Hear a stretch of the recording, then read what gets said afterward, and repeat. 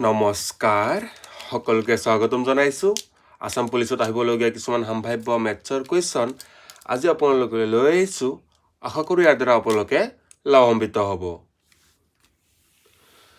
প্ৰথম কুৱেশ্যনটো কি কৈছে চাব এটা সপ্তভুজৰ অন্তঃকোণৰ মুঠ যোগফল হ'ল কি কৈছে আমাক কৈছে এটা সপ্তভুজ মানে কি সপ্তভুজ মানে হ'ল এনে এটা কি হয় আমাৰ বহুভুজ যিটো বহুভুজৰ কেইটা থাকে মুঠ যিটো বহুভুজৰ মুঠ কি থাকিব মুঠ 7টা কি থাকিব আমাৰ বাহু থাকিব হল এটো এটা বহুভুজ আঁকিলো এই বহুভুজৰ মুঠ আমাৰ কেইটা বাহু আছে মুঠ আমাৰ 7টা বাহু আছে 1 2 3 4 5 6 7 7টা কি আছে আমাৰ বাহু আছে হল আৰু 7টা কি থাকিব আমাৰ কোণ থাকিব এটো 1 2 3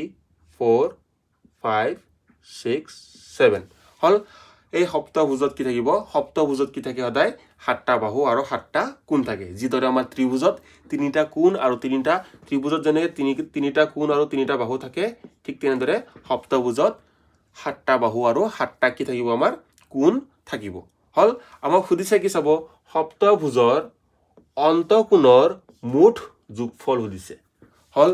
যিদৰে আমাৰ চাওক ত্ৰিভুজৰ অন্তঃকোণৰ মুঠ যোগফল কিমান হয় 180 ডিগ্ৰী হয় ত্ৰিভুজৰ অন্তঃকোণৰ মুঠ যোগফল কিমান হয় 180 ডিগ্ৰী চতুৰ্ভুজৰ কিমান হয় চতুৰ্ভুজৰ অন্তঃকোণৰ মুঠ যোগফল কিমান হয় 360 ডিগ্ৰী ঠিক তেনেদৰে আমাক কি দিছে যে এই সপ্তভুজৰ অন্তঃকোণ যিকিটা আছে এই অন্তঃকোণ গিটাৰ যোগফল কিমান হয় এইবোৰতো আমি পাইছো স্কুলত শিকাইছে যে ত্ৰিভুজৰ 3টা কোণৰ যোগফল 180 চতুৰ্ভুজৰ 4টা কোণৰ যোগফল কিমান 360 কিন্তু সপ্তভুজৰটো শিকোৱা নাই তো সপ্তভুজৰ শিকাবলৈ আমাৰ এটা ফৰ্মুলা আছে চাব ফৰ্মুলাটো হ'ল আমাৰ n - 2 হোল ইনটু 180 ডিগ্ৰী হয় কিছুমান ষ্টুডেন্টে পাইছে যেহেতু কিন্তু কিছুমান ষ্টুডেন্টে পোৱা নাই বহুত ষ্টুডেন্টে পোৱা নাই যে এই ফৰ্মুলাটো যেটা ইউজ কৰিব আপুনি ক'ব পাৰিব যিকোনো এটা বহুপদ হওক যিকোনো এটা বহুভুজ হওক হল হয় আমাৰ সপ্তভুজে হওক বা হৰভুজে হওক বা অষ্টভুজে হওক হয় তাৰ আমি কি উলিয়াব পাৰিম অন্তঃকোণগিটাৰ যোগফল উলিয়াব পাৰিম চাওক n2 কি বুজাইছে জানেনে n2 বুজাইছে যে এই বহুভুজটোত আমাৰ কি আছে কেইটা বাহু আছে হল এই বহুভুজত কেইটা বাহু আছে আমাৰ কেইটা আছে 7টা হল আমি 7টা বহাই দিম এনৰ জাগাত কিমান বহাম 7 কিয় 7 বহালো কাৰণ আমাৰ কি আছিল সপ্তভুজ কি আছিল আমাৰ সপ্তভুজ এনৰ জাগাত আমি কি বহাইছো 7 - 2 হোল ইনটু 180 ডিগ্ৰী হল মাইনাস কৰি দিয়ক কিমান হল 7ৰ পৰা 2 গলে কিমান 5 ইনটু 180 পূৰণ কৰি দিয়ক 18 5 গুণ কিমান 18 5 গুণ 90 আমি সকলোৱে জানো 90 আৰু এটা 0 থাকিল 0 দি দিলো ডিগ্ৰী হল তো উত্তৰটো কিমান পালো আমি 900 কিমান পালো আমি উত্তৰটো 900 ডিগ্ৰী মানে এটা সপ্তভুজৰ অন্তঃকোণৰ মুঠ যোগফল কিমান হয় আমাৰ 900 ডিগ্ৰী হয় চাব এই ফৰ্মুলাটো যেতিয়া আপুনি ত্ৰিভুজৰ ক্ষেত্ৰত এপ্লাই কৰে কি পাব চাবচোন ত্ৰিভুজৰ ক্ষেত্ৰত এপ্লাই কৰোঁ আমি ঠিক আছে ত্ৰিভুজৰ কেইটা সাইড 1 2 3 3 - 2 হোল ইনটু 180 হল কিমান পালো 1 ইনটু 180 কিমান পালো 180 হল এটো প্ৰমাণিত হল যে এই ফৰ্মুলা মতে আমি ত্ৰিভুজৰো অন্তঃকোণৰ যোগফল উলিয়াব পাৰো ঠিক তেনেদৰে এটো চতুৰ্ভুজৰো চাওক কিমান আছে আমাৰ 4 - 2 হোল ইনটু 180 হল কিমান পালো 2 ইনটু 180 কিমান হল 18 2 গুণ 36 আৰু এটা 0 আহিব 360 হল যে এই ফৰ্মুলা মতে যে আমি যিকোনো বহুভুজৰ অন্তঃকোণগিটাৰ যোগফল উলিয়াব পাৰো সেইটো আমি প্ৰমাণিত কৰিলো ঠিক আছে এই কোৱেশ্যন এনে ধৰণৰ কোৱেশ্যন পৰীক্ষাত আহি থাকে আৰু এই ফৰ্মুলাটো বুজাছ মনত ৰাখিব যে অন্তঃকোণগিটাৰ যোগফল যেটা ওলাব দিব আমাক কেৱল এই ফৰ্মুলাটোহে লাগিব n - 2 হোল ইনটু 180 ডিগ্ৰী যত n টো কি বুজাইছে নাম্বাৰ অফ সাইডস মানে কিমান গিটা বাহু আছে হেতু বুজাইছে ঠিক আছে পৰৱৰ্তী প্ৰশ্ন চাব কি কৈছে এটা অষ্টভুজৰ বহিকোণৰ মুঠ যোগফল হল এবাৰ আমাক কি কৈছে এটা কি দিছে আমাক অষ্টভুজ কি দিছে অষ্টভুজ আৰু কি কৈছে ইয়াৰ বহিকোণৰ মুঠ যোগফল ওলাব দিছে হল এইবাৰ আমাক কি কৈছে এটা অষ্টভুজ আৰু তাৰ পিছত কি কৈছে বহি কোণৰ মুঠ যোগফল হল অষ্টভুজ আঁকিছো আমি চাব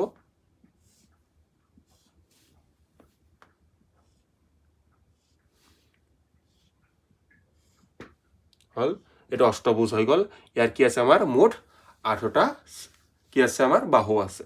হল যেতিয়া আমাক বহি কোণ বুলি ক'ব চাব তেতিয়া আৰু আমাৰ বেলেগ চিন্তা কৰিব নালাগে তেতিয়া কিন্তু আপোনাৰ n-2 হোল ইনটু 180 ডিগ্ৰী এইটো ফৰ্মুলা যেটো আপুনি ইউজ কৰে আপোনাৰ ভুল হ'ব তেতিয়া কিন্তু আপুনি বহি কোণৰ ক্ষেত্ৰত এটো কি হয় আমাৰ ফৰ্মুলা ইউজ নহয় ঠিক আছে বহি কোণৰ ক্ষেত্ৰত আমি কি কৰিব লাগে যিকোনো বহুভুজই হওক আমাক বহি কোণৰ যোগফল মুঠ কিমান হয় জানেনে 360 ডিগ্ৰী হয় হল যিকোনো বহুভুজই হওক তাৰ আটাইকেইটা বহি কোণৰ যোগফল কিমান হয় আমাৰ 360 ডিগ্ৰী হল এটা চাব এটো কি হয় আমাৰ অষ্টভুজ আঁকিছিলো মই হয় এটো অষ্টভুজ আছিল অষ্টভুজৰ এটো এটা বহি কোণ এটো এটা বহি কোণ এটো এটা বহি কোণ এটো এটা বহি কোণ এটো এটা বহি কোণ এটো এটা বহি কোণ এটো এটা বহি কোণ হল এইগিটা কি হয় এই অষ্টভুজ আৰু এটা থাকিব এটো এটা বহি কোণ ঠিক আছে এইগিটা কি হয় অষ্টভুজটোৰ বহি কোণ বাহিৰত থকা কোণ হল এইগিটা কিন্তু আমাৰ অন্তঃকোণ নহয় অন্তঃকোণৰ মুঠ যোগফল উল ফৰ্মুলাটো শিকাইছিলো হল কিন্তু এইটো ক্ষেত্ৰত কি হয় আমাৰ এটো এইগিটা আমাৰ কি হয় এই অষ্টভুজটোৰ কি হয় বহি কোণ আৰু এইগিটা যেটা আপুনি আটাইগিটা যোগ কৰিব কিমান পাব মুঠ জানেনে সদায় কিমান পাব সদায় পাব 360 ডিগ্ৰী কিমান পাব 360 ডিগ্ৰী সো আমাৰ অষ্টভুজে হওক বা পঞ্চভুজে হওক বা ত্ৰিভুজে হওক বা চতুৰ্ভুজে হওক বা ষড়ভুজে হওক বা সপ্তভুজে হওক যেতিয়াই বহি কোণ বুলি ক'ব বহি কোণৰ মুঠ যোগফল বুলি ক'ব তাৰ কিমান হ'ব লাগিব সদায় উত্তৰ 360 ডিগ্ৰী হল এখিনি অষ্টভুজ নিদি পৰীক্ষাত আপোনাক কি বুলি দিব পাৰে জানেনে পৰীক্ষা দিব পাৰে কোনো এটা বহুভুজ বুলি দিব পাৰে কোনো এটা বহুভুজৰ বহি কোণৰ মুঠ যোগফল বুলি কিমান হয় এটো আমাক দিব পাৰে পৰীক্ষাত আপোনাক এখিত অষ্টভুজ নিদি বেলেগ একো নিদি কি দিব পাৰে বহুভুজ দিব পাৰে হল ইংলিশত কি বুলি কয় ইয়াক পলিগন কি বুলি কয় পলিগন হল যে sum of all the exterior angles of a polygon is always কিমান 360 ডিগ্ৰী অলৱেজ কিমান 360 ডিগ্ৰী মেটাৰ নকৰে এটো আপোনাৰ ত্ৰিভুজে হওক বা চতুৰ্ভুজে হওক বা পঞ্চভুজে হওক বা ষড়ভুজে হওক বা সপ্তভুজে হওক তাৰ বহি কোণৰ যোগফল সদায় কিমান হ'ব লাগিব 360 ডিগ্ৰী সদায় মনত ৰাখিব কোনো এটা বহুভুজৰ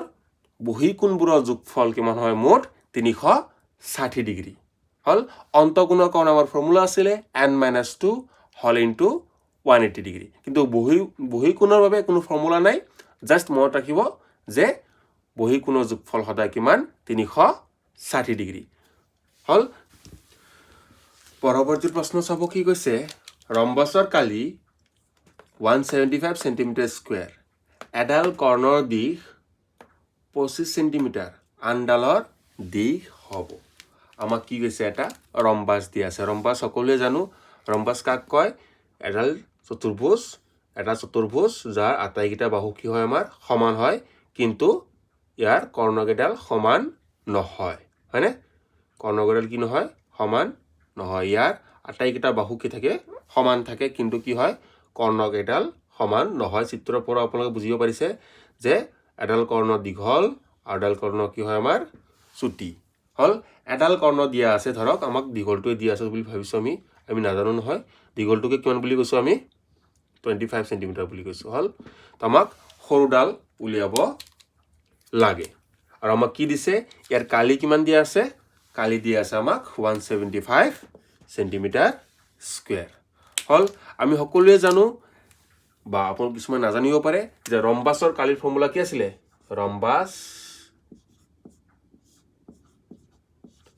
ৰম্বাসৰ কালি সমান কি আছিল কি আছিল half into d1 into d2 হল এই d1 আৰু d2 মানেনো কি মানে সকলোৱে জানিব বিচাৰিছে d1 মানে হল এটা কৰ্ণ আৰু d2 মানে হল আন এডাল কৰ্ণ D1 আৰু D2 কি বুজাইছে এই ৰম্বাসটোৰ কি বুজাইছে দুডাল আমাৰ কৰ্ণৰ বিষয়ে বুজাইছে বা ডিসটেন্স অফ দা কি বুজাইছে আমাৰ ডিসটেন্স অফ দা ডায়াগোনালস বুজাইছে হয় এগিটা কি বুলি কয় ইংলিছত ডায়াগোনাল বুলি কয় আৰু এই কৰ্ণবোৰক D বুলি বুজাইছে হল D1 D2 মানে D1 D2 কি বুজাইছে এই ৰম্বাসৰ যে দুডাল কি আছে আমাৰ কৰ্ণ আছে এইডাল আৰু এইডাল এই দুডালৰ কি বুজাইছে আমাৰ দিশ বুজাইছে হল এটা দিয়া আছে কিমান দিয়া আছে এটা দিয়া আছে 25 আমি কি লিখিম 25 আন এডালৰ আমাৰ ওলাব দিছে ইয়াৰ উপৰি আমাক কি দিয়া আছে ৰম্বাসৰ কালি দিয়া আছে নে ৰম্বাসৰ কালি কিমান দিয়া আছে আমাক 175 সেন্টিমিটাৰ স্কয়াৰ আমাক যেহেতু কিবা এটা ভ্যালু ওলাব দিছে তেতিয়া আমি কি কৰিব লাগিব ৰম্বাসৰ কালিটো ইয়াৰ পৰা ওলাব নোৱাৰো হল আমাক কি ওলাব লাগিব এইখিনিটা আমি কি বনাব লাগিব সমীকৰণ বনাব লাগিব যাৰ পৰা আমি কি ওলাব পাৰিম এই d2 ৰ ভ্যালু কি কৰিব পাৰিম আমি উলিয়াব পাৰিম যেহেতু আমাক কিবা এটা বস্তু উলিয়াব দিছে আমাক কালি ওলাব দিলে ডাইৰেক্ট এইটো উলাই দিলো হয় ভ্যালু বহাই কিনে d1 আৰু d2 ৰ যেহেতু আমি d2 ভ্যালু নাজানো আৰু আমাক কালি দিয়া আছে মানে কি কৰিব লাগিব আমি এইখিনিটা সমীকৰণ সৃষ্টি কৰিব লাগিব আৰু ৰম্বাসৰ কালি কিমান দিয়া আছে আমাক ৰম্বাসৰ কালি কিমান দিয়া আছে 175 সেন্টিমিটাৰ স্কয়াৰ আকৌ কৈছো যেহেতু আমাক কালি উলিয়াব দিয়া নাই আমাক কি উলিয়াব দিছে আমাক আন এটা কৰ্ণৰ কি উলিয়াব দিছে দিশ উলিয়াব দিছে আৰু আমাক কালি দিয়া আছে তেতিয়া আমি কি কৰিব লাগিব এটা আমি সমীকৰণৰ সৃষ্টি কৰিব লাগিব যাৰ পৰা আমি কি উলাব পাৰিম আমি d2 বা আন এডাল কৰ্ণৰ কি উলাব পাৰিম দিশ উলিয়াব পাৰিম হল তো ৰম্বাসৰ কালি আমাক কিমান দিয়া আছে 175 হল সেন্টিমিটাৰ স্কয়াৰ পিছত লিখিম আমি ইজ ইকুৱেল আছে ইজ ইকুৱেল লিখিলো হাফ ইনটু d1 এডাল কৰ্ণৰ দিশ কিমান দিয়া আছে আমাক 25 সেন্টিমিটাৰ আমি 25 লিখিম এখিনিত হল ইনটু d2 হল আমাক d2 দিয়া নাই সদায় মনত ৰাখিব যেহেতু আমাক কালিৰ ফৰ্মুলা পৰা কিবা এটা উলিয়াব লাগিব আৰু কালি দিয়া থাকিব তেতিয়া আমি সদায় কি কৰিলাম এটা সমীকৰণ সৃষ্টি কৰিলাম সমীকৰণ কিয় কাৰণে কও কাৰণ মাজত চাওক ইয়াতে কি আছে এটা সমান চিন আছে সমানীকৰণ বা সমীকৰণ হেতু বস্তু বুজাইছো হয়নে আমি d2 সব কাৰ ভ্যালু লাগে আমাক d2 ভ্যালু লাগে যাৰ ভ্যালু লাগে তাক আমি কি কৰিব লাগে তাক আমি সদায় অকলহৰীয়া কৰিব লাগে যেতিয়া আমি d2 ক অকলহৰীয়া কৰিম তেতিয়া d2 ভ্যালু ওলাই যাব হল কি কৰিম এই দুইটো এপিনি কি আছে হৰণ এপিনি হলে কি হ'ব পূৰণ ঠিক আছে পূৰণ কৰি দিয়ক ঠিক তেনদৰে এই 25 টো এপিনি কি আছে পূৰণ হৈ আছে d2 ৰ লগত এপিনি হলে কি হ'ব হৰণ তলত দি দিছো মই ইজ ইকুৱেল টু d2 সব d2 ক অকলহৰীয়া কৰিলো ভ্যালু হৈ গল এখিনি কাটাকাটি কৰিলে আমাৰ উত্তৰ ওলাই যাব চাওকচোন কিহেৰে কাটিব পাৰি 5 ৰে কাটো 5 ৰে কাটিলে 5 5 গুণ 25 5 ৰে কাটিলে 5 3 গুণ 15 বাকি থাকিল কিমান 225 আকৌ কিমান হল 5 5 গুণ 25 আকৌ তলটো 5 ৰে যায় 5 ৰে কাটিলে এবাৰ 5 ৰে কাটিলে কিমান বাৰ যায় তো 7 বাৰ যায় মানে ওপৰত কিমান থাকিল আমাৰ 14 7 2 গুণ কিমান 14 ইজ ইকুৱেল টু d2 মানে d2 ভ্যালু কিমান পালো আমি 14 d2 ভ্যালু কিমান পালো আমি 14 সেন্টিমিটার তো আমার উত্তরটো কিমান হল আমার উত্তরটো হল অপশন বি 14 সেন্টিমিটার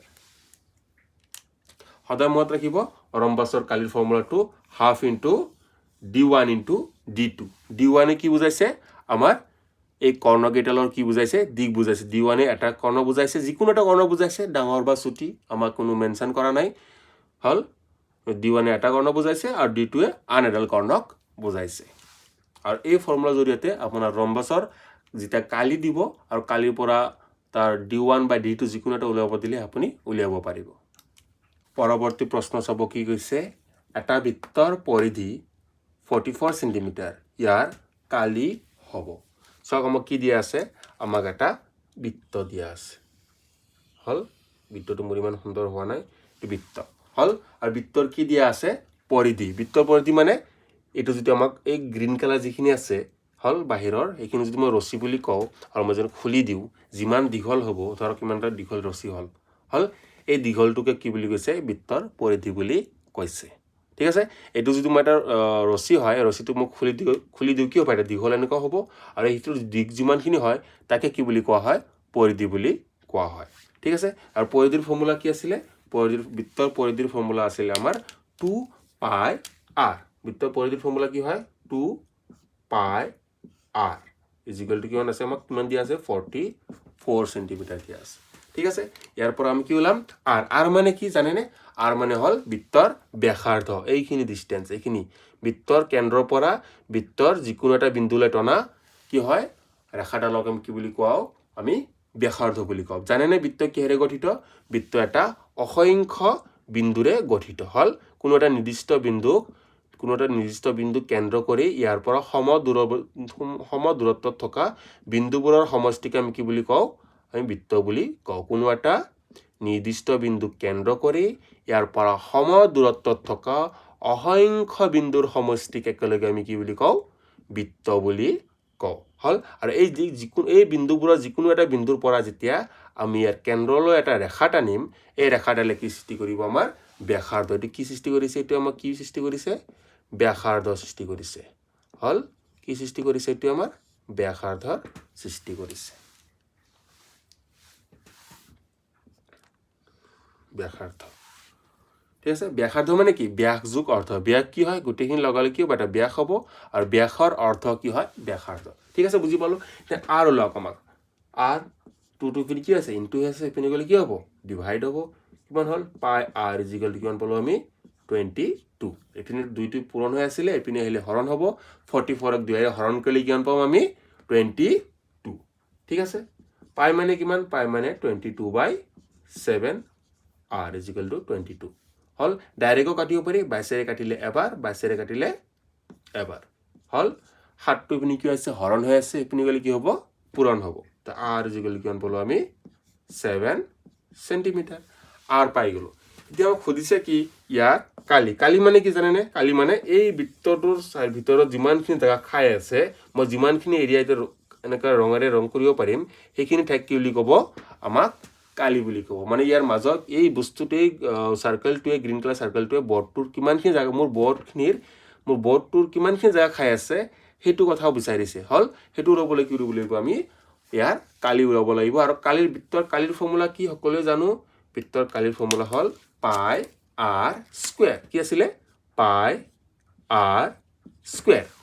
হল পাইৰ ভ্যালু সকলোৱে জানো কিমান 22/7